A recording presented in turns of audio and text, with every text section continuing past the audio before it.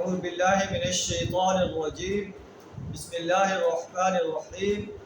انما جزاء الذین یحاربون اللہ ورسولہ ویسعون فی الارض فسادا ان یقتلوا او یصلبوا او تقطع ایدیہم وارجلہم من خلاف او ينفوا من الارض ذلک لهم خزي فی الدنیا ولهم فی الآخرة عذاب عظیم صدق اللہ العظیم۔ یہ آیت جو ہے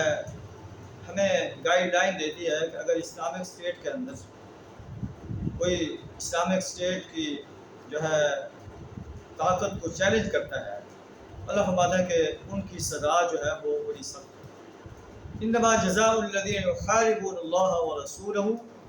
ان لوگوں کی سزا جو اللہ اور اس کے رسول صلی اللہ علیہ وسلم کے ساتھ لڑائی کرتے ہیں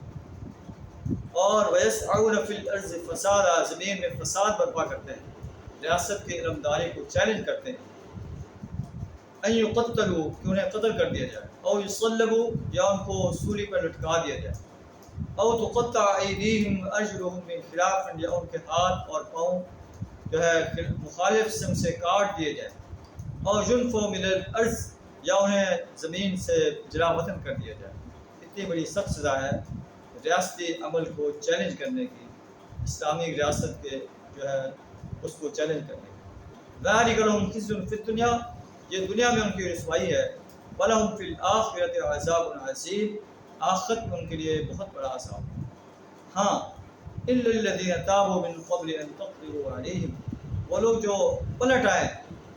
ریاست کی اپنا عملداری کو چیلنج کرنے سے باز آ جائیں، تو اس سے پہلے کہ تم ان پر جو ہے قابو پا لو، فاعلموا جان لو ان اللہ غفور رحیم،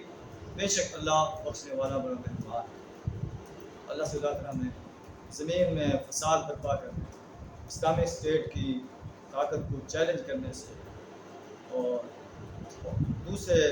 ایسے کام کرنے سے جس سے ریاست کو نقصان پہنچے، اس سے اپنی پناہ عطا فرمائے۔ آخر دعوانا الحمدللہ۔